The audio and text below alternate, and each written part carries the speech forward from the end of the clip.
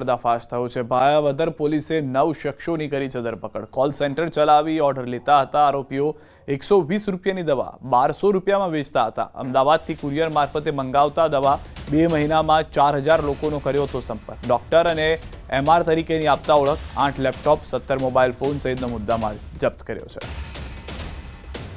જ્યારે કોઈ માણસ ડિલિવરીના સમયમાં ડિલિવરી લેવાની કે પૈસા આપવાની ના પાડે તો એ લોકો મેસેજ કરતા હતા કે તમારી તમામ વિગતો અમારી પાસે આવી ગઈ છે, તમારી પર્સનલ માહિતી પણ અમારી પાસે છે, તો અમે લોકો તમને બદનામ કરી નાખીશ। તો આ ધમકી આપીને અને બીજા કે તમારા વિરુદ્ધમાં ગુના દાખલ કરી દઈશ એવી ધમકી આપીને એ લોકો કન્ટિન્યુ ચીટિંગનો કોલ સેન્ટર ત્યાં ચલાવતા હતા। સુરતથી સમાચાર। એસઓજી પોલીસની સૌથી મોટી કાર્યવાહી। અમરોલી વિસ્તારમાં બોગસ ઘી બનાવતા કારખાનામાં રેડ। 3 અલગ અલગ સ્થળોએ એસઓજીએ છાપામારી કાર્યવાહી કરી। કુલ 9000 કિલોથી વધુ બોગસ ઘી કબજે કરવામાં આવ્યું। બનાવટી ઘી તૈયાર કરવા માટેની મશીનો પણ જપ્ત કરાયા છે। 4 આરોપીઓને પોલીસે ઝડપી પાડ્યા।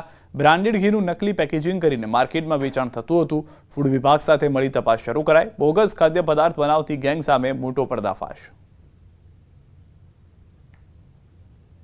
माधव डेरी प्रोडक्ट नामनी एक कंपनी बनाई। एनी आडनी अंदर अलग अलग नामथी घीनु बोगस पेकेजिंग करी अने मार्केट में वेचता हता। एना द्वारा अमे वधारे पूछपरछ करता अमने एवुं जाणवा मळ्युं के कोसाडनी अंदर ज बीजू ईवा ईब्रो करीने छे, त्यां कोसाडनी अंदर ज त्यां बीजी जग्याए तुरंत अमे रेड करी तो त्यांथी पण मोटा प्रमाणमां मोटा जथ्थानी अंदर एक फेक्टरी पकड़ी आई। एना पूछपरछ करता एनी बाजुमां अमे गया तो त्रीजी पण एवी फेक्टरी मळी आई।